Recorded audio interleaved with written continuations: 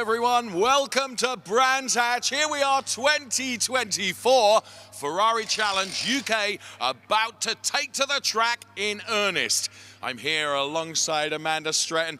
I can't imagine what it feels like for a racing driver to be ready to go out in your first qualifying session of the season, but for me, I'm full of vim, vigor and excitement, Amanda. I can tell. No, it's brilliant to be here. Hello, everybody. Looking forward to what I hope is going to be a really exciting season. But what's it like now? Well, it's cold. And the problem is, you're a driver, you're getting ready to go out. You know, the whole season of expectation, all the prep, everything you've been doing in the off-season is really focused on now on qualifying because it's so important. So you're really focused, but at the same time, the temperature isn't helping because, of course, the cars were out on track a little bit earlier. Everybody got warmed up, but, you know, it doesn't take long when you're in your race boots and your overalls for the sort of body temperature to start dropping. You know, you start shaking, but you've got the adrenaline. It's about staying focused. Amanda and I have been through so many changes of clothes in preparation for this qualifying session with jackets on, off, you know. Oh no, the sun is beginning to shine, but you're absolutely right, and I take that on board. You've taken the wrong choice. I mean, listen, if we're going to talk about clothing, I've got the thick coat. You've still stuck with the thin one. Waffle you. More padding. No, well, the thing is, we have a lot of new faces in the challenge this year. For these drivers, of course, their first qualifying session of the season, absolutely critical. Another challenge, forgive the pun, Amanda, of course, is this weekend here in Brands Hatch. Because it's Ferrari Challenge, we have the privilege of racing not only on the Indy circuit today, but of course the Grand Prix circuit tomorrow. So they've kind of almost got double the stuff to get through And they're very different tracks as well. I mean, I have to say, Brands Hatch, I think, is one of the real jewels in the crown here in the UK. It's one of the best tracks. And often if you speak to drivers, it's actually one of their most favourite tracks, I think, because of the challenges. You've got blind corners, you've got a lot of fast bends, you've got a lot of really gutsy corners as well. So, you know, Indy is very, very different. You know, we were watching practice earlier on. Indy is a very different track to the Grand Prix. Grand Prix, you have a little bit more time to sort of just check your surroundings. Indy, you're busy all the time. You've got the corners coming up, and even coming down the straight here. This isn't a straight. There's a lot of gradient on the track, and actually there's a very steady right-hand bend as well. So you've really got to stay focused all the time. You've driven here, you've raced here, you've won here, you've lost here, Amanda. Unlike me, my only experience of the Brands Hatch circuit has been on a moped. And, you know, you're right, the gradient along this start-finish straight, which sometimes doesn't necessarily come across on television as quite as dramatic as it really is.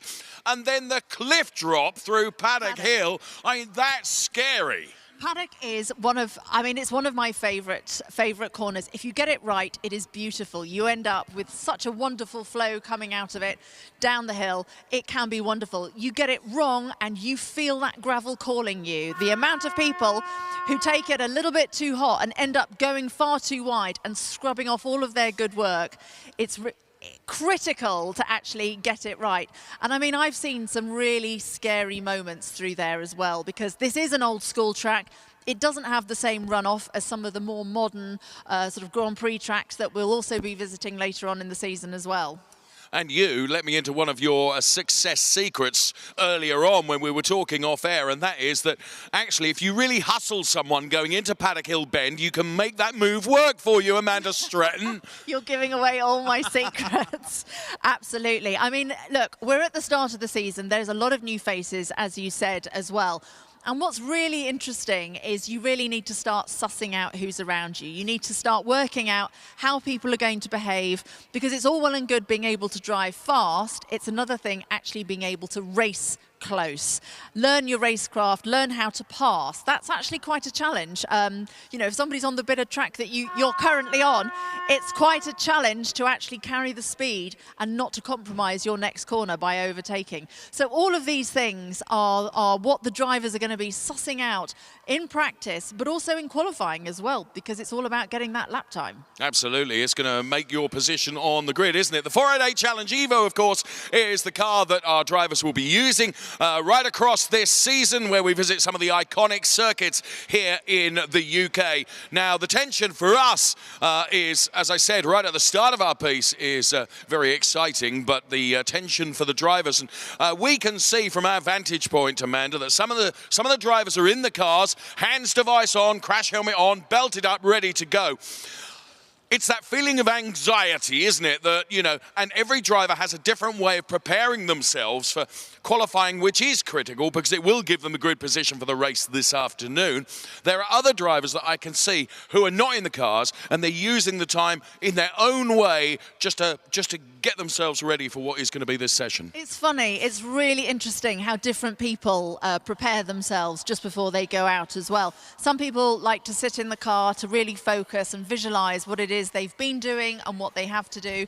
Other drivers are completely relaxed. They're happy to wander around and really just happy to jump in at the very last minute. It really comes down to personal preference. However, the other caveat that I would put in is I'd be in the car because it's warmer.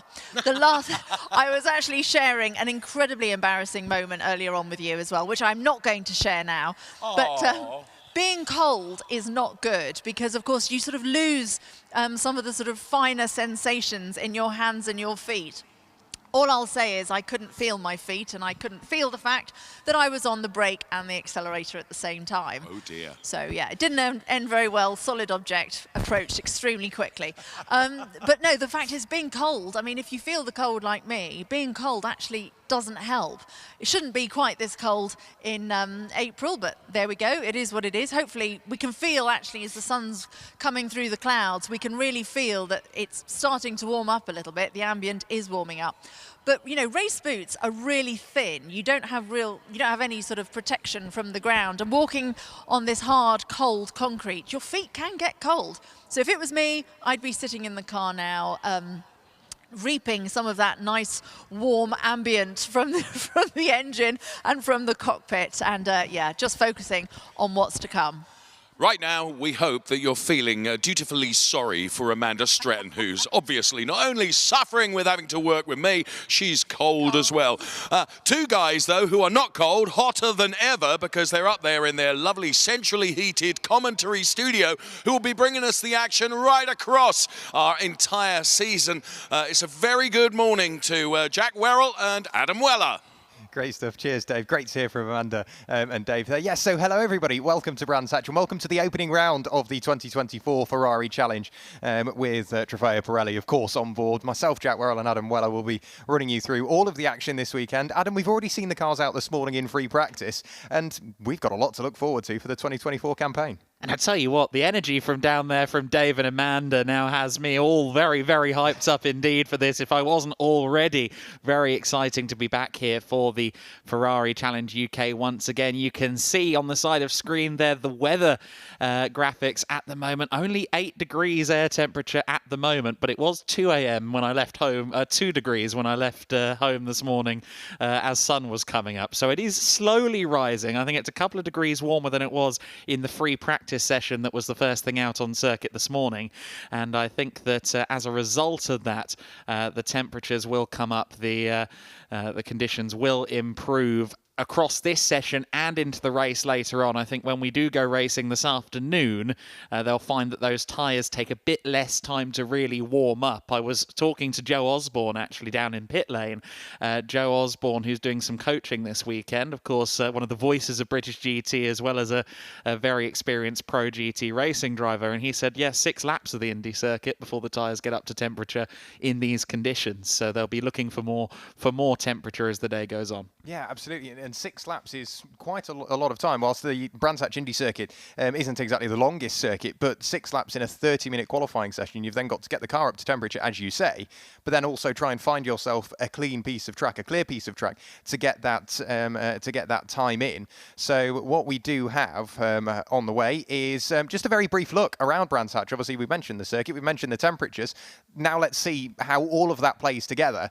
And let's ride on board with one of those laps and see just how we ride around Brands Hatch. So working our way along the Brabham Straight, you've got a bit of undulation, over a crest, hard on the brakes, trying to get the car squared away and turned in quite nicely. On the power nice and early, as soon as you hit the compression at the bottom of Pilgrim's Rise, you really do get a lot of rotation in the car, get the car slowed down for a druid. You then peel your way in towards the apex, hook the curb, and on the power as early as you can on the way out, just trying to keep the car in a straight line. Then you peel right the way over to the right hand side, use all of the circuit available before you work your way into Graham Hill Bend. Watch track limits on the outside. It's very easy to just run slightly wide. On the Cooper Straight, brake in a straight line, pitch the car in towards Surtees, nibble the curb before you're in towards McLaren, let the car wash again really wide over a crest so you lose a bit of turning performance, nibble the curb on the apex, get the car all squared away for Clark Curve, and then it is a straight run to the line. You hook the pit wall, make that distance as short as possible, and hopefully we will see drivers getting quicker and quicker and quicker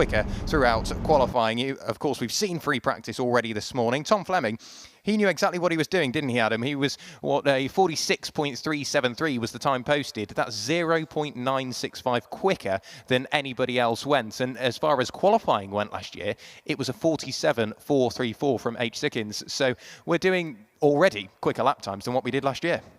Yeah, and Tom Fleming, the winner at Finale Mondiale in Trofeo Pirelli, the top class of Ferrari Challenge racing in October.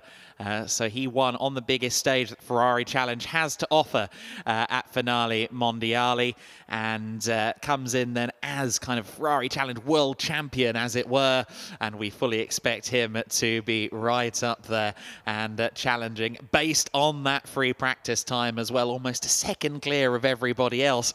I can't remember the last time I've seen a margin that big in Ferrari Challenge UK. No, not at all. It really is quite a substantial time. Of course, it's only free practice. It doesn't really count for much. Obviously, we mentioned it a lot at the time. For some of these drivers, this could be their first ever session, sort of official session in a Ferrari Challenge car. They may have done a number of test days and various other bits of the like prior to this weekend. But this is obviously their first official session for many. So it's all about getting that data, getting used to the car, getting not necessarily the fastest setup, the most comfortable setup, because the more comfortable you are in the car, the easier it is to unlock that pace. I think that's the thing, isn't it? You start off with the baseline of a car that feels drivable, and then you make incremental changes, stiffen the car slowly but surely to try and get it up to proper pace. Often, the most comfortable setup can be the quickest for the driver. You don't want to do too much fighting. They say smooth is fast, and if it's too pointy and you're constantly having to fight the wheel, ultimately you're going to be losing time. Yeah, absolutely. You find yourself almost pushing too hard for that time, overdriving the car. And the easiest way that at least I found firsthand to extract a bit more pace from a car is almost slow yourself down, brake slightly earlier than you think you should. Be so smooth on the way into a corner, on all the inputs, on the steering, on the brakes, on the throttle. Just be so smooth, because slow is smooth, and smooth eventually is fast. So it really does work. We see there Pranav Van Gala getting ready. That's his father next to him as well. These two actually competed in the Mille Miglia together last year. His father has a couple of wonderful classic Ferraris in his collection, including a 1950 Ferrari 195 Inter Touring, and that's what they used at the Mille Miglia last year, which of course is a wonderful cross-country tour, 1,000-mile tour of Italy. And yeah, they shared the car last year doing that. Obviously not a competitive thing, the Mille Miglia, but finally Pranav is going racing. I think for a long time he's been doing track experience. He's been getting coached by British touring car star Jake Hill. And I think Jake, after many years of coaching him and saying, you know, you should go racing, finally finally Pranav is going racing. And based on his free practice performance, I think Jake is right to be optimistic. Yeah, it really is working for Pranav. And yeah, Jake is such a brilliant character. He's got no ego at all. Such a nice guy is Jake Hill, but incredibly quick in a car as well. And he can convert that into coaching. And just a quick chat with Jake and Pranav earlier on, heading in towards Surtees and then up towards sort of McLaren and Clearways. There was a bit of confusion between Jake and Pranav, and I think it was just corner names getting mixed up, because you find a lot of the time some drivers refer to it as the corner name and others corner number, so it's so easy to get mixed up. But like you say, it clearly is working. Pranav Vangala second in free practice one with a 47.338, and for Pranav's first season of motorsport, he's doing incredibly well in practice, just showcasing that pace. And we've just got to wait and see what that all comes to. Thomas Fleming out of the car. We heard from Dave, we heard from Amanda, with drivers different strategies to get warmed up. For me, it's earphones in and just sit on my own, get in that zone. But for Tom, he clearly knows what he's doing, and he's just sat chatting around with the media. And if that makes him feel comfortable and ready to go, so be it, because we're getting closer. Yeah, absolutely. The session is due to start at 11:15 in the morning, and while we wait for that, we've got another 10 minutes or so. I believe Dave and Amanda are back down in the pits, and we can go to them now. Well, we felt that you deserved another coffee, you two, you know, so we're trying to help you out here. Number of new drivers, Amanda, this year. Mike Dewhurst is one of them, and Mike is being coached by Ed Bridle here. So kind of a double challenge for you, Ed, because you know, a brand new driver going on to what is effectively 2 circuits across this weekend made your job as a driver coach even more difficult, hasn't it? Sort of, but Mike's really good, so that helps me out. So yeah, he's really good with the feedback on the car, picked it up really quickly. First day yesterday round Brands Hatch, and he's done really well. So he's developing quickly, which is the main thing. So he's making my job nice and easy. So just outline what it is you actually do as a driver coach and sort of what value you add. So yeah, across the whole weekend, I'm here to help Mike. So with a data, video, obviously trying to improve his driving, but also everything else around that. So making sure his kit's ready, making sure he's on time, making sure he's eating, drinking the right things. So a massive range of things, but obviously my main thing is performance with him and his driving. Peter Hunter there making a cameo behind us. Yes. Yeah, coming to sort of wink at you from behind. So as you say, you know, you're trying to get them all ready. Do you find different drivers respond differently? They need different input. They ask for different things from you? Yeah, all drivers are very different, obviously different personalities, different ways of going about things. So yeah, you have to sort of tailor your driver coaching to each individual driver. But yeah, very different styles and also very different ways of looking at things and going around things. But Mike's really relaxed, very good at reading into the data, and anything I say he's pretty good at going and doing, which always helps. We've got a lot of nonsense going on down here. Obviously, everybody's getting really excited, desperate to get out. But do you find that, sort of, you know, with a new driver, with a driver who hasn't necessarily got the same experience, that they can get too heavily overloaded? Do you just focus on one thing at a time? Yeah, you try to. Obviously, there's lots going on. It's not easy driving a race car, and they're very quick cars. So it's very important to look at 3-4 key points, work on that in each session, and then go forward. It's very easy to get, as you said, really stuck into the data and really worry about little things that aren't a massive issue at that moment in time. So are you looking at really what gives them the biggest time advantage as the priorities? Yes, basically. So where they can find the most time possible is where we look. Great stuff. Now, does your expertise, what else does it run into? So it's on track, getting kit ready, nutrition. Are you giving them sort of fitness, warm up? Don't do any of that. No. That's up to them. So no, we just look after them, make sure they're all happy, and just if they need anything, we can sort it out for them, basically. Brilliant. Thing is, Amanda, what Ed hasn't told you is that when I went to him for driver coaching, he said, "Dave, I'm a driver coach, not a magician." Forget it. Yeah, so it wasn't good. Listen, go and really egg on Mike. What can we expect from him? Come on.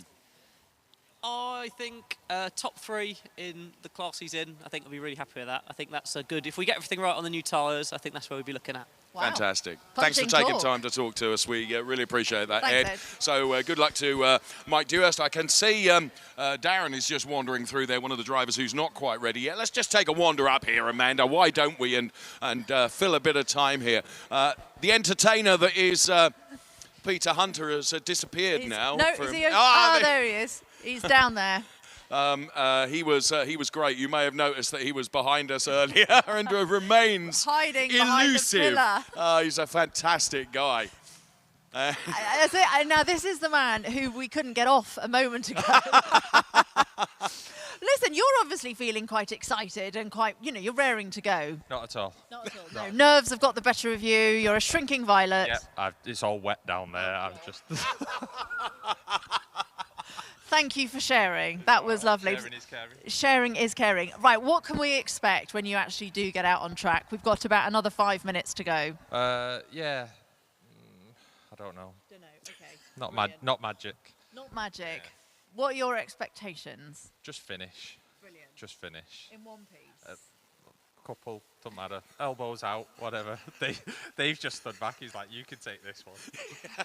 Literally, I am digging and digging and trying. Yep, trying. Well, I don't know. I think coming back from last year where I was just messing about, I've definitely not changed. Still messing about, but I've put a bit of effort in, bit of training, bit on the sim, done a fair few test days.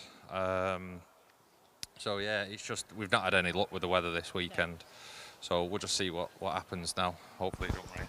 Sounds like your preparation has been a 100% improvement on last year. Yeah, anything was 100% improvement from last year. Yeah. Well, listen, we're expecting some good stuff. We're expecting. I think earlier on you were saying. Podium. Let's try. Yeah. Let's try for a podium. Well, listen. I'm just going to crash into everyone and make sure I win. Non-contact sport, ladies and gentlemen. No, please don't, because then we get more delays like this. So, yeah, please don't. Keep it on the black stuff and enjoy. But I think you will. I have a feeling you will. Thank you. Hunter, he's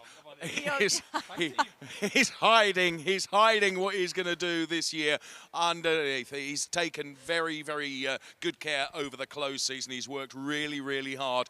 He, in my opinion, Amanda, is going to be one of the drivers to watch this season. I think so. I mean, when we were talking to him earlier, fighting talk, he's makes it sound like it's all a bit of a joke and it's all a bit of a laugh, but actually, these guys are quite competitive, and it's all about what happens on track and actually getting the results in. Well, from the Dave and Amanda comedy show, which has been of our own volition down here in the pit lane, being told that we're just a couple of minutes away from the qualifying session getting underway. So high time we went back to Adam and Jack up there in the Tower of Power. Great stuff. Cheers, guys. Again, just great to hear from a vast array of people down in the pit lane. And we were just giggling to each other because it's like Amanda and Dave alluded to. These drivers do take it seriously. Do not mistake that. This is a very serious event, and a lot of practice and a lot of time and energy and hard work goes into getting these cars here in the first place and getting a competitive car together. But it's still such a friendly, comedic atmosphere between the drivers. They can just have a laugh and relax. I'm not sure that was the Amanda and Dave comedy show so much as Amanda and Dave hosting the Peter Hunter comedy show. That was quite an experience there to see Peter having his fun. But as you say, it's interesting, isn't it? There's almost like a switch that flips, isn't there? They're out of the actual qualifying session or out of whatever session we're preparing for, when they're out of the car, they're all very jovial, very friendly, very open and easy to talk to. And then you see them get the helmet on and suddenly they're racing drivers, and that's all that matters. And it's so interesting to see that almost mindset reset between the drivers. But you see that as well. It's a very friendly paddock overall. Everyone gets along with each other. It's usually, more often than not, any rivalries we have in this series are friendly rivalries, and that's always good to see. Yeah, absolutely. But having those rivalries really just produces some fabulous racing. We should be getting the qualifying session underway in around about a minute's time. A lot of the circuit staff and the fabulous Brands Hatch marshals have returned to their posts, so we should be seeing some Ferrari Challenge 488 Evo cars out onto circuit. But yeah, obviously we heard from Ed Bridle, of course, coach of Mike Dewhurst. Mike's not really got any pressure then, because in practice, I think he was 5th in class, and he's looking for, well, he's been told he needs a top 3 in class. So yeah, no pressure. No, exactly, isn't it? But it's good to have those targets in mind, and you don't know who was doing what in free practice, No, exactly. who was trying to do runs, who was going for actual lap time, and who was going for circuit familiarization. There's someone who is very familiar with the circuit. There is our defending champion Andrew Morrow, the 2023 Ferrari Challenge UK Trofeo Pirelli champion. In Coppa Shell, Paul Hogarth isn't back this year, so open season there. There is a reigning champion, but not a defending champion in Coppa Shell. But Morrow is back, and I think he'll be relishing the challenge of welcoming Tom Fleming into the paddock as well. A great measuring stick to go up against the fastest Trofeo Pirelli driver at last year's Finale Mondiale. Yeah, absolutely. And having that that push forward and the motivation to just try and find a bit of extra time. You may look in areas that you haven't really explored before to try and extract that pace from the car. So for Andrew Morrow, you've almost got to think having a rival like that is an asset, and it's not a downfall. Having somebody you can really race against. As the green flag waves, 30 minutes of Ferrari Challenge UK qualifying getting underway now. So it's all about pace now. It's all about pace. You can go out, spend those 5 or 6 laps getting the tyres up to temperature, try and find some clean air, and then get yourself climbing up through the order. The first car to make use of the green flag is Himandra Pillai. So he's headed out onto circuit, getting those tyres up to temperature, sideways out of his garage. That was Peter Hunter. So he's not only funny, but he's very stylish on the way out of the pit lane as well. Yeah, he's a great guy, Peter Hunter. We'll see how he improves across this season. There was definitely an improvement curve in his debut season of Ferrari Challenge racing in 2023. Himandra Pillai then entered into Trofeo Pirelli. This is his first weekend of proper mainline racing. He did do the Ready to Race program, the kind of pre-season initiative to get these drivers licensed and ready to go for competition, but he actually did that back in 2023 rather than the 2024 edition, so he's waited a little while to finally make his Ferrari Challenge UK debut. Malaysian national, of course, as you will see on the entry list and on the roof of his car. Moved over here to the UK for the benefit of his studies, and great to see him making his Ferrari Challenge UK debut at long last. And based on his performance in free practice, he should be right in the thick of it along with the other Trofeo Pirelli class entries. Absolutely. Gary Redman just jumping behind the wheel of his Ferrari 488 Evo Challenge car. So, just working his way through and past me and back onto another lap, Himandra Pillai, just taking it slow, getting that temperature, the crucial temperature, into the tyres and into the brakes and into those Pirelli tyres. To tell the classes apart, we've got 2 classes here this weekend, Trofeo Pirelli and Coppa Shell. If you look on the top of the windscreen, for car number 22, Gary Redman, you can see that's got a yellow windscreen banner, so that means he's in Coppa Shell, and if that banner is red, it is Trofeo Pirelli. There are other certain sort of identifying flashes around the car. On the rear bumper you've got one as well, but for the moment it's just drivers getting out there, getting those tyres and those brakes up to temperature. It's been a fairly relaxed start to this 30-minute quali. It has been, and it's great to see Gary Redman back, actually. He was a part of the very first Ferrari Challenge UK season all the way back in 2019. His most recent appearance in Ferrari Challenge UK prior to this weekend was Silverstone 2020. So it's been a little while since we've seen him at the wheel of one of these 488 Challenge Evos, and we'll see how he goes within Coppa Shell. Here, though, is one of the drivers we spoke about earlier on, Pranav Van Gala, in the Trofeo Pirelli class on his first weekend, and of course he is representing the reigning Coppa dealer champions HR Owen. They come in as the winning dealer from last year. Yeah, so he's got a bit of pressure as well from or in that regard, so he's got to try and do everything he can to bag those points nice and early. But of course he's doing everything he can. He's got such a brilliant driver coach by way of Jake Hill. He's been showcasing some fabulous pace so far this morning in practice. Let's see what he can do in qualifying. The first few times are up on the boards, not necessarily 100% representative of what we can expect to see. Pranav Van Gala at the top on a 57.705. However, last year's pole position time, set by H. Sickins was, that's the race 1 classification, quali 1 last year was a 47.434. We've already seen drivers go quicker than that today with a 46.373 by way of Tom Fleming, but we will slowly start to see those times tumble. Peter Hunter works his way to the top. We've only got, what, 4 cars out at the moment, so maybe a few teams have got slightly differing strategies. Are they going to wait until the track's rubbered in slightly more and then go out? Yes, often with a half-hour qualifying session, you will see some drivers head out there, do a few laps, come back in, get some fresh tyres on the car, and then you'll see others who only do effectively 1 run or 1 batch of flying laps, and we'll see how that differs. I mean, Andrew Morrow, we saw him standing there, helmet off, in conversation. I think it'll be a few minutes before we see him out there, but some drivers already setting benchmarks. Then Van Gala currently top of the sheets, but a 53.0, obviously not quite there yet. And as we heard, both you and I down in the paddock, it's probably going to be a few laps before the temperature is in these fabulous Pirelli tyres, the P0 rubber. Of course, durability is important for a racing tyre, but sometimes in these cooler conditions, that means that actually getting the heat into them to find that optimal performance is quite a challenge. Yeah, absolutely, and that it sort of leaves you in 2 minds. Do you just sort of bite your tongue and be patient and wait for that temperature to come in, or do you really work the tyres? But then what that does do is wear them earlier, and whilst like you say, the fabulous Pirelli tyre, they do more than last a race distance and a qualifying session. You really can extract a lot of life from these tyres, but obviously if you're wearing them early, that initial bite, that like real top line performance that you get naturally throughout the entire tyre life, at the very start you can just extract a little bit more. But if you're really working those tyres, you're not quite as patient and you want that temperature early, what it will do is wear those tyres slightly earlier. Again, we're just seeing a few more times work their way onto the board. Hemendra Pillai is now at the top of the TSL timing screen, a 49.810 from him, so still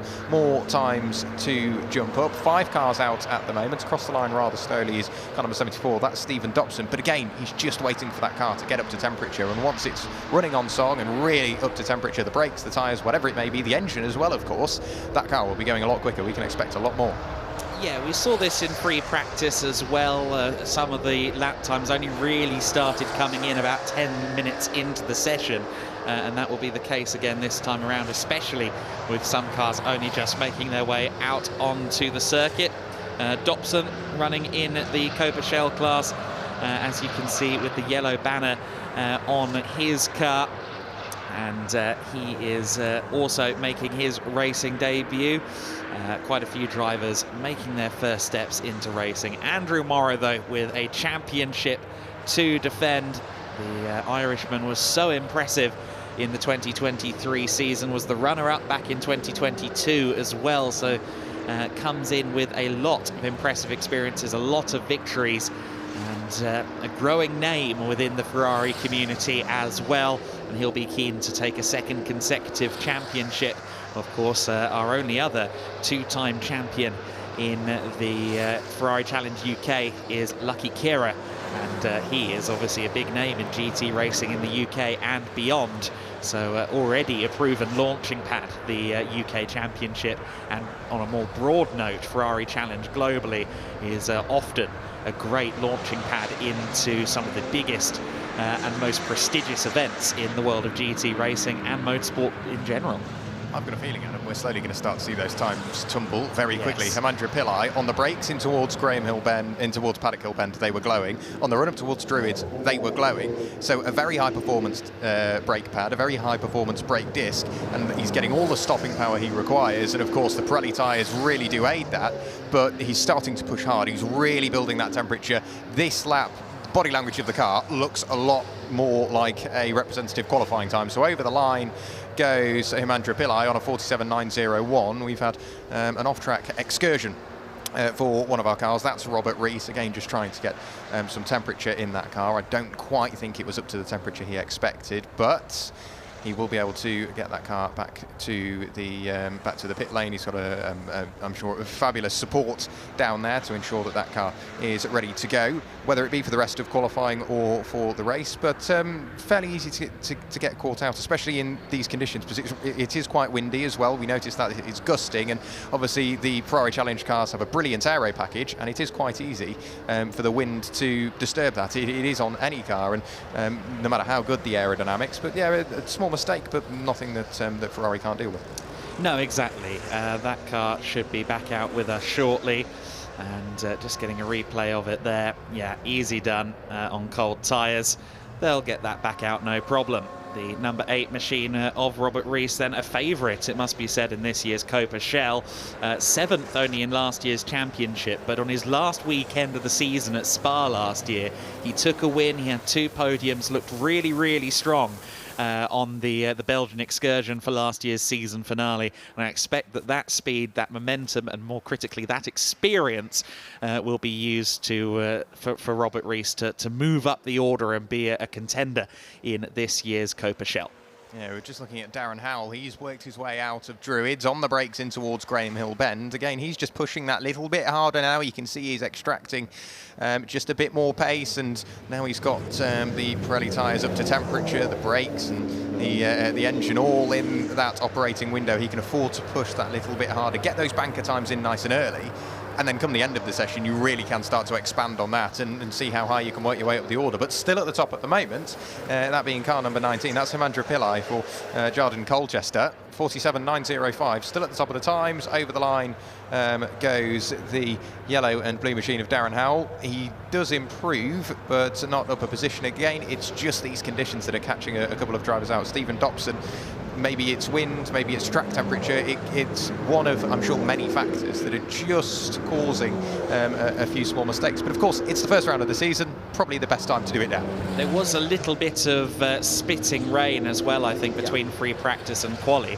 And obviously around that Druids Bend, the area where we've seen a couple of incidents already, there is tree cover, and that can mean that the dampness lingers for a little bit longer. Hunter not improving on his most recent time across the line, but his best lap of 49.9, and he'll get quicker and quicker as the session goes on.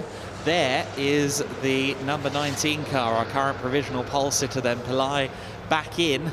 And also just getting into the car for the first time in this quali session, John Dillon.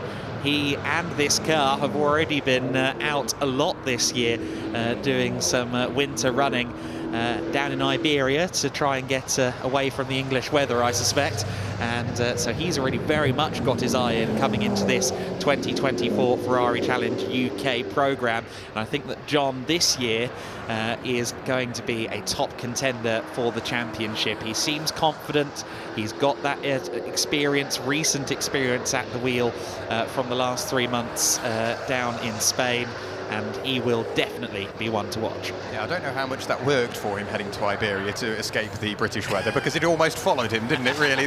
I'm sure he's got plenty of wet weather running as well. Mike Dewhurst out on circuit. He's just working his way up towards Druids now before he dives on the brakes. You see the nose of the car dive into the ground. And again, this just looks like one of those installation laps. Get everything up to temperature. But of course, these installation laps, you will be setting those times. So you will naturally see that fall off in terms of lap time towards the end of the session as the lap gets quicker and quicker and quicker. It was a good improvement last time through from Darren Howell, up 2 places with his personal fastest lap of the session, a 50.307. We've just seen Peter Hunter go over the line, no improvement from himself, still a second away. Gilbert Yates has broken the beam and worked his way up a position because, of course, Robert Rees has returned to the pit lane, and the team are hard at work, but we're seeing more and more cars head out on circuit. We've not just seen John Dillon go out there. Reigning champion Andrew Morrow, he's out on circuit and trying to make the best start to his qualifying. Yes, so Morrow out there. John Dillon is just on his out lap as well. We just saw him ahead of Dewhurst in the 78 there on track as well. So we are starting to see them stirring and getting out there onto the circuit. And obviously, we'll see whether or not it does take this kind of 3-4 lap plus marker to get the tyres up to temperature for some of our quicker drivers. Will it be 2 or 3 out laps or sighting laps before Morrow starts to put the pace on? Dobson just coming across the line again then. Let's see what kind of lap time he puts in. That time was a 58, but it is an out lap for him, so this is going to be his first proper flyer after a trip into the pit lane. Currently sitting 5th overall, but obviously half the field yet to set a time. But for the first time, pretty much everybody that hasn't been out there is now running. We'll see whether Dillon, Morrow and Redman, the 3 drivers who are yet to set a time, along with Reese in the number 8 car, let's see where they end up on the list. Andrew Morrow just setting his first representative time of a 57.455, so that puts him 7th overall, make that 8th overall, 3rd in Trofeo Pirelli, because we've just seen a big jump up the order. That's from car number 22, Gary Redman. He jumped out onto circuit and he's done, 4 laps, and having worked some temperature into his car, that's a 54.526 from him, and bearing in mind you said it takes about 5 laps to really, or 5 or 6 laps to get that car up to temperature. 4 laps in and he's in the 54s. There's a lot more pace to come, and I think he's going to unlock it. Yes, maybe the temperature's coming up a bit as well, might be helping that in general with the air temperature. But Redman, of course, actually in his first racing appearance with the 488 Challenge Evo as well. The 2019 and 2020 seasons of Ferrari Challenge UK were contested with the Ferrari 488 Challenge original spec car before the Evo spec came in. So we are seeing Redman in his first appearance in the 488 Challenge Evo. Of course, this will be the swan song season for the 488 Challenge Evo here in the UK Championship. The Ferrari 296G Challenge car will be appearing in both the US and the European series, Ferrari Challenge North America and Ferrari Challenge Europe this year, and we'll then see it in the UK and Japan in 2025. Yeah, Gary Redman really pushing hard on the run up towards Druids, so just flicked the car in. I think he nibbled the curb maybe on the way in. He could have still had some input on the brakes whilst also winding on that lock, and obviously already the balance of the car will slowly start to go astray. Add in a curb and it will really wobble the car around and maybe just not quite up to temperature or not quite quick enough on the controls to get that car squared away, but hasn't got too much to worry about because he's already showcased some fabulous pace as Gary Redman. At the moment he's 9th overall, 5th in Coppa Shell. There's still plenty of time to find. Our top 3 at the moment are all Trofeo Pirelli entrants. Andrew Pillai still topping the times with that 47.905 that he set earlier on. Currently sat in 2nd place, car number 29, Pranav Vangala for HR Owen. Again, just that really quick time that he popped in earlier on, completed 13 laps, believe it or not, but a 48.257 is enough to keep him on the provisional front row of the grid, 2nd in Trofeo Pirelli. Andrew Morrow has worked his way up into provisional 3rd place, the inside of the 2nd row of the grid, and then we get to Peter Hunter, the first of the Coppa Shell entries. He's not really hanging around, he's setting those times nice and early. I fear there is still a lot more time to be unlocked for a number of these drivers, but they've got 13 minutes to do so, so if they still want to just, it could still be a bit of data collection as well, because it's the first round of the season, a couple of changes, a couple of adaptations and a couple of evolutions made to that car. Ferrari put so much into R&D to get these cars running absolutely perfect.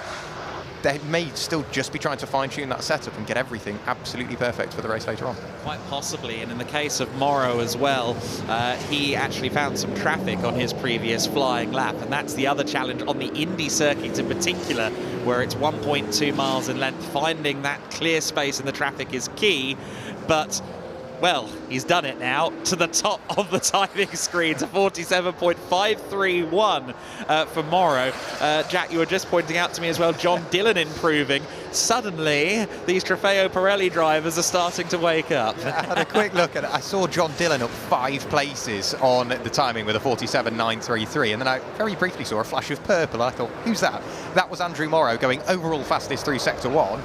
Didn't quite piece Sector 2 together because it is still Pranav Vangala with the fastest Sector 2, and all of a sudden Andrew Morrow hoisted his way up the order, 47.531, and he's gone faster still through Sector 1. Whereabouts is he? He's getting some fabulous aerodynamic assistance. That will be from Mike Dewhurst as over the line goes Andrew Morrow. Does he improve? No, not this time, but he was, only 3/10 off with a bit of traffic. That's, again, a good sign for the future for Andrew Morrow, but let's be honest, we didn't really need it. He knows how to pedal one of these Ferrari Challenge cars. Tom Fleming is still just idling around the circuit at the moment, getting the temperature into the brakes, into the tyres. We're still yet to see him set a representative time. He's down in 11th place. But we'll be watching with bated breath for when that happens. And I'll tell you what, Pirelli also very fast. John Dillon setting personal bests. Yates in the 11 car. We haven't really mentioned Gilbert Yates much. An experienced GT peddler in his first season of Ferrari Challenge. Everyone just starting to come on song now. And Dillon has gone top of 47.774. Morrow crosses the line and immediately goes faster of 47.373. It's that top trumps period of the session. It really is. I was looking at it thinking, we've got a proper Brands Hatch sort of difference between John Dillon and Andrew Morrow of, I think it was 41 thousandths of a second, and Andrew Morrow went, no you haven't. You've got 4/10 of a second. But now Andrew Pirelli responds and finds more and more time. So too does Gilbert Yates, 6 thousandths of a second off the provisional front row of the grid. So Andrew Morrow onto provisional pole position with a 47.373, and Andrew Pirelli with a 47.624. That puts him a quarter of a second away from Andrew Morrow. Gilbert Yates 6 thousandths of a second away from the front row with a 47.630, and John Dillon, having set that time very briefly on provisional pole, he's right the way down to 4th with a 47.774, but still more time to find. This to me looks like a first flying lap now for Tom Fleming. That looked like quite a quick run through Paddock Hill Bend. Let's keep with this then. Through Druids comes Fleming, powers out of the corner, downhill towards Graham Hill Bend. We wait with bated breath for that first sector time. Down the Cooper Straight comes last year's Finale Mondiale Trofeo Pirelli race winner, and immediately with a solid first sector, not spectacular, a 28.7 through the first sector split. He's not going to get to the top with this lap by the looks of it, but he's certainly starting to open up the taps. The 670 horsepower from the 3.9 litre turbocharged V8 in this Ferrari 488 Challenge Evo. He goes 5th fastest. He's now up there with the Trofeo Pirelli drivers, and I assure you, that's just the beginning. There's been so much chopping and changing. Gilbert Yates now up to provisional 3rd place with a 47.452, 79 thousandths away from pole position, 69 thousandths away from John Dillon, who in turn is on the provisional front row of the grid, a 47.383 posted. That is 1/100th of a second away from Andrew Morrow's time. Tom Fleming, as you say, up into 5th with a 48.034. We did see a massive improvement as well. That was from the 22 of Gary Redman. He's really started to pick up the order. However, Tom Fleming, you said he was on a quick lap last time. Well, he's proved you wrong and go, no, this one's my quick lap. Overall fastest through Sector 1, 27.960 his Sector 1 time. He will come across the line and break the beam. And provisional pole position goes his way by over half a second, 46.828.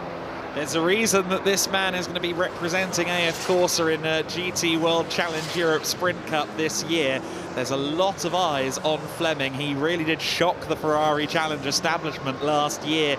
One of many young talents who's come in through Ferrari Challenge in recent years and turned heads. Dorian Pan, another great example of that, of course.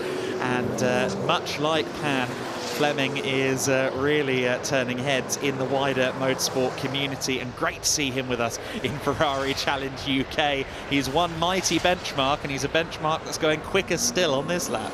Yeah, just looking as well at Coppa Shell, they've really started to jumble up. Tom Fleming goes quicker still, a 46.469 for him, the overall fastest Sector 1, the overall fastest Sector 2, almost a second clear, 9/10 of a second away is Andrew Morrow now. He's only a 10th away from his fastest lap in free practice 1 this morning is Tom Fleming. It's all going on in Coppa Shell. So car number 22, that being Gary Redman, he's picked up a couple of places, or a singular place. Darren Howell has worked his way up 2 places and is now lining up in 3rd place. But the pole margin, let's have a quick look. The pole margin for Coppa Shell, Peter Hunter on Coppa Shell pole with a 48.821. Then we get, no we don't, it's all swapped around once more. On Coppa Shell pole position is car number 5, Darren Howell. It's all updated there with a 48.603. I'm struggling to keep up. Everything is going on, but we've got some minuscule margins. Gary Redman, 2 thousandths away from Coppa Shell pole. I was just going to say, Peter Hunter was about half a second clear on Coppa Shell pole all of 3 or 4 minutes ago. That is no longer the case, as 2 drivers have just exceeded his time in a matter of seconds. But 2 thousandths between Howell and Redman is absolutely incredible. This is our Coppa Shell pole sitter then, but for how long? Yeah, how long indeed. It can still all change, and seeing those margins 0.02 of a second away from pole position for Gary Redman. He will be kicking himself. He'll be trying to get closer and closer, but trying to run away will be that Coppa Shell pole sitter of Darren Howell. Andrew Morrow, he's returned to the pit lane. He's got 6.5 minutes remaining in the session. If he wants to get overall pole position, he's going to have to go back out there and find almost a full second. That's going to take a lot. I think that might be a bridge too far, but we'll see what occurs in the remaining 6 minutes and 20 seconds of this session. Here is the number 22 car then. This is Redmond, just 0.02 of a second away a couple of laps ago from the Coppa Shell pole position on his return to Ferrari Challenge UK. He has set a competitive sector one, but not his fastest so far. Let's see how he strings together this final sector then, out of Clark and Clearways then onto the Brabham Straight to break the timing beam. Let's see what time Redmond puts in. It's 48.8, a couple of tenths away from his best. Yeah, we have also seen an improvement from Darren Howell. We knew he was going to get quicker. The previous gap, 0.02 of a second. The updated gap, 100th of a second. It's not really come out by much, but you never know. It's those margins that you just get in the bag as the session goes on. 5.5 minutes, that's made the job very slightly harder. It's a great sign for Howell that he is able to set those times consistently. He's now set 2 times, just 0.08 of a second apart. That is very impressive and points to being able to replicate that lap after lap after lap. And that, of course, is exactly what you need to do when we start to race. Yeah, and when it comes to the championship, it's still very early days in terms of thinking about championship points, but you really can pick up those pole position points, pick up those fastest lap points, and this is exactly the way you would want to start your Ferrari Challenge UK 2024 campaign. And we had Peter Hunter go over the line, not really going exactly as quickly as we've seen him already, almost half a second away from his fastest lap so far. Diving into the pit lane is Tom Fleming, and I mean, why wouldn't you? 9/10 clear, you've got to be pretty happy with that. Yeah, I think good job, well done at this point for Fleming. Comes into pit lane then. He's also doing some coaching this weekend, so he's a busy boy doing some of the club challenge coaching, which is kind of the non-competitive element of these Ferrari Challenge UK events for drivers just starting to make their first toe-in experiences into track driving in a race car, and quite the mentor to have, I am sure of that.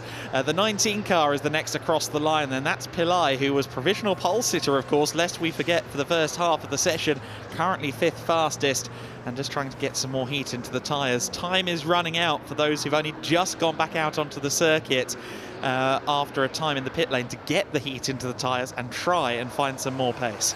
Yeah, absolutely. We saw the top 4 dive into the pit lane now, so Hamandra Pillai, if he's out there, now is the perfect time to respond and get those times in and get that time up, because of course whilst those cars are down in the pit lane, Pirelli will be looking at them. You could see them checking the inner, the middle and the outer aspect of their Pirelli tyre for temperatures and maybe pressures as well, just to see how the tyre is responding. New tyre for this season, of course, provided by Pirelli, but Hamandra Pillai, his tyres are up to temperature. If anybody returns to the circuit, they've got to put that work in, get that temperature back up. Coming towards the line, car number 22, will we see an improvement from Gary Redman as he breaks the beam? No, not this time. Only 2/10 shy though, and he's still got time for a couple more. And critically, his final sector was his personal best so far. So as he goes on to another lap of the Brands Hatch Indy Circuit, it seems as though everything is coming onto the boil in the final 3 minutes of the session. There's the number 5. There's Howell, currently our Coppa Shell pole sitter, but he's got 2 minutes and 50 seconds left to withstand that. He'll be watching the timing screens once he's finished having a bit of a debrief with his family down there, and they'll be hoping that he holds on to that result. Yeah, Hamandra Pillai, I don't think he will be going for another competitive lap looking at the body language of that car. Neither will be Gary Redman. I'm guessing they will peel their way into the pit lane, still with, 2.5 minutes of the session to go. One of the cars that does look rather racy indeed is Mike Dewhurst. Whilst he's out there, it still looks like he's pushing for that time. At the moment, he is 4th in Coppa Shell, top 10 overall. At the moment, if we were to wave the checkered flag here, it would be 10th overall. But with the checkered flag not far away, he's going on to another lap. We could see an improvement very late in the day. final 2 minutes of the session then, and whether intentionally or not, Mike Dewhurst has ended up with a private track hire. He's the only car out there on the circuit. He's got his tyres up to temp. He's done a few laps already, came out of the pit lane a couple of minutes ago. Let's see whether there's any improvements to be had. His last lap was a personal best, a 49.189, remains fourth in the Coppa Shell class. Top threes were being hinted, of course, by his driver coach. Let's see if he can fulfill that expectation. Yeah, we'll wait and see what Sector 1 shows. Not quite as quick as he's gone before. 29.784 posted for his Sector 1 time. But as you say, getting that improvement last lap will have really helped the aspirations heading on to this lap. If you've got a quick out lap, you should have a quick next lap. But abandoning the lap was Mike Dewhurst with, 1 minute and 10 seconds to go. So anybody that leaves the pit lane now, you'd imagine, wouldn't be able to pick up a time. But the pit lane's become a busier place. That's all of our Ferrari Challenge UK competitors down in the pit lane and chatting away with the mechanics. I think that will bring an end to what was an incredibly close qualifying session. The mid-pack, so close. Tom Fleming, however, he's gone and ruined it for the rest of us, hasn't he? 9/10 clear. Such an amazing pole time.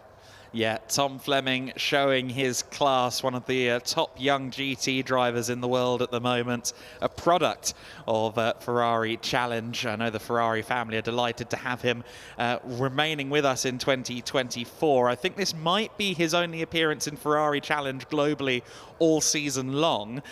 He is, of course, back right here at Brands Hatch in the 296 GT3 in the GT World Challenge Europe Sprint Cup.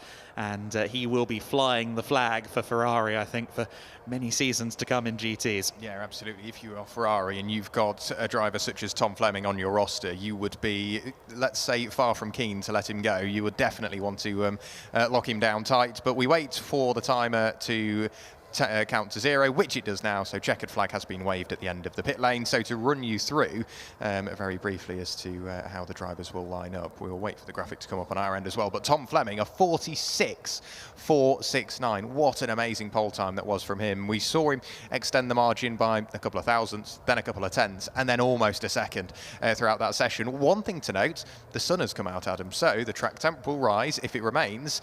It can be quite a shock if you go from qualifying, where the track temp is quite cold, the cloud cover is quite high, and then when you come out for your race, it's really sunny, the track temp has risen through the roof. The car will respond very differently to those temperatures, so too will the Pirelli tyres. And it's one of the great things, there's almost a safety net here of having these cars all expertly prepared by Ferrari and AF Corsa. That is a huge safety net for the drivers, because the drivers have to think a bit less about things like, oh, I do hope my team have put the right tyre pressures ready to go. You know, these guys that operate these cars are experts in the field. And therefore there is a bit less stress than your average race weekend for some of these drivers. Yeah, say if you were an owner driver and it's sort of all on you. Yeah, me, myself and I going. It is a very, very busy job, but AF Corse do such an amazing job. They do it all over the world, but Ferrari Challenge UK have got their full support, and every single car is beautifully prepared. Seeing them in the garages this morning, even after practice, the team's still hard at work. They don't just think, yep, the car's out, it's running, that's great. They are just fine-tuning that car, making sure the driver's comfortable, making sure the setup is mainly legal, but also viable for a bit more pace come the afternoon, and they really do a brilliant job. And Ferrari have obviously given them their full support, and it really does produce an amazing championship that goes solely around the UK this year. I don't think we're going abroad, unfortunately. Spa last year was fabulous, but this year a solely a UK tour for Ferrari Challenge UK, and it's nice to keep it all in-house. Yeah, absolutely. It's a bit less of a commitment maybe for some of the drivers. But of course, there is also the option that quite a few of our drivers do take of competing at Finale Mondiali, the big world final of Ferrari Challenge Racing. You get the top teams and drivers from the Japanese series, from North America, from Europe and the UK, all in one melting pot. And that is always a brilliant paddock to be in. I understand, though, that down in our paddock today, Amanda Stretton is down in the pits, and let's go to her now. Well, Tom, sorry, I've just had to nerf the photographers out the way who are marvelling in that incredible pole position. Listen, I mean, 9/10 of a second, that is quite a commanding pole. What was it like out there?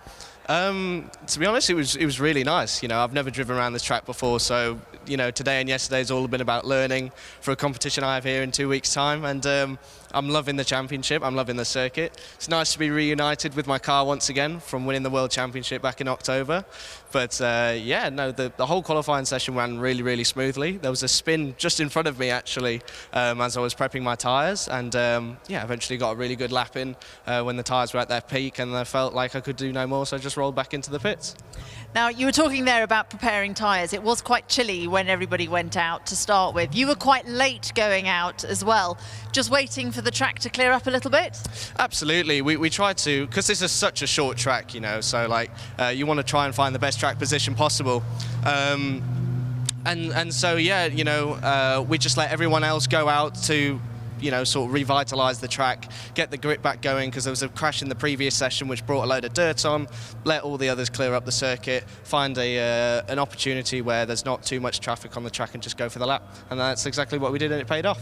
Now, the sun is starting to break out. It is starting to get a little bit warmer. What evolution do you think the track is going to show later on?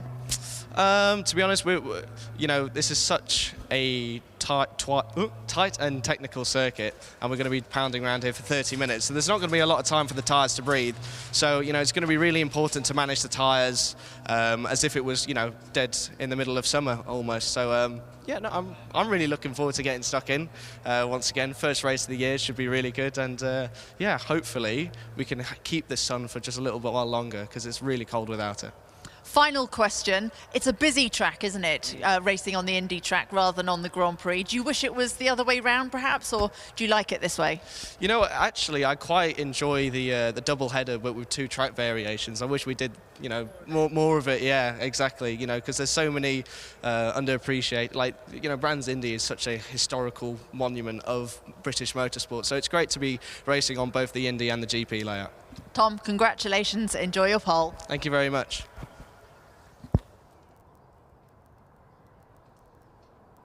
Here from Tom Fleming, and there was the time he posted, a 46.469. That gave him overall pole position. He will line up alongside Andrew Morrow, 0.9 of a second away in qualifying. John Dillon will start row 2, and Gilbert Yates will line up in 4th. On to what would be row 3 of the grid, Hemendra Pillai, 5th fastest in qualifying, followed then by Pranav Vangala. Coppa Shell pole goes the way of Darren Howell. He will have Gary Redmond for company on the front row of the Coppa Shell grid, only 1/100th of a second away, so we've got a good race on the way. Peter Hunter will line up in what will be 3rd place, 9th overall, and Mike Dewhurst rounds out your top 10 from qualifying. And it will be Stephen Dobson that lines up in 11th. Robert Rees, unfortunately, didn't get a representative time posted. But, of course, it'd be great to see him out come the race later on this afternoon. So we've got plenty to look forward to as well. So we should have some highlights from qualifying just to show you absolutely everything that we've seen so far today. And we started the day under somewhat of a cloudy session. It was a bit cold, it was a bit windy, but the drivers dealt with it really, really well, and qualifying was closer than ever. Yeah, drivers in the early stages of the session, only some venturing out there, and the cloud cover over the circuit making it cooler than it already was.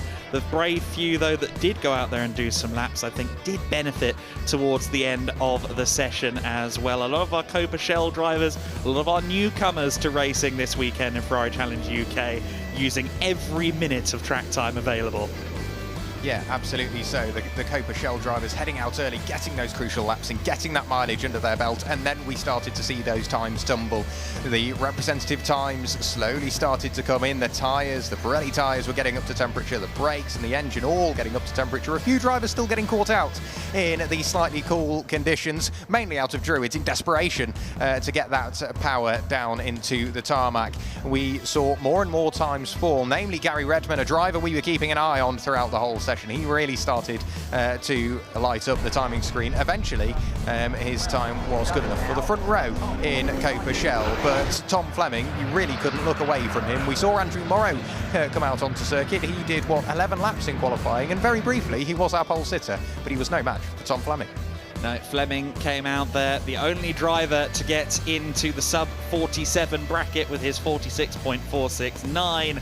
And he is the favourite going into the race. For one last time then, let's go down to Dave Richardson in the paddock. Do you know what? I love that qualifying session, and I'm thrilled to be here with our Coppa Shell pole position winner, who's about to receive his Rotiform pole position award. See, even in qualifying, we have awards for you. Take your trophy. Come on, let's present that. Before I get talking to Darren here, that was a phenomenal performance, Darren. Did you go out feeling confident? Yeah, I suppose I did in a way, yeah. Didn't feel as good as this morning, but yeah, no, I enjoyed it. Eyes were glued to the timing screen, and of course, when you came in and parked the car, there's still some others. You know what I mean? But actually, you nailed it, and it was brilliant. Now, I just want to explain to everyone that you've come into the Ferrari with the greatest of respect, with not huge amounts of racing experience. In fact, pretty much zero. Did the Ready to Race course in February, and that's it. So, yeah, 3 test days before here. That's fantastic. You must be feeling supremely confident then with the race to come. Hopefully, yeah, fingers crossed. Well done. Rotiform pole position award winner, and of course, our Coppa Shell pole sitter for the race to come this afternoon, Darren Ellis. Many congratulations. Well done to you. And a round of applause for him as expected and deserved as well. And on that basis, our qualifying session is done and dusted. Just a few small technical issues down there. But that was all we had for this morning. Qualifying for the Ferrari Challenge UK is now in the books. We go racing later on this afternoon, 30 minutes plus 1 lap at around about 2:30. So please don't go anywhere. Please do join us for that one. But qualifying complete, race 1 on the way.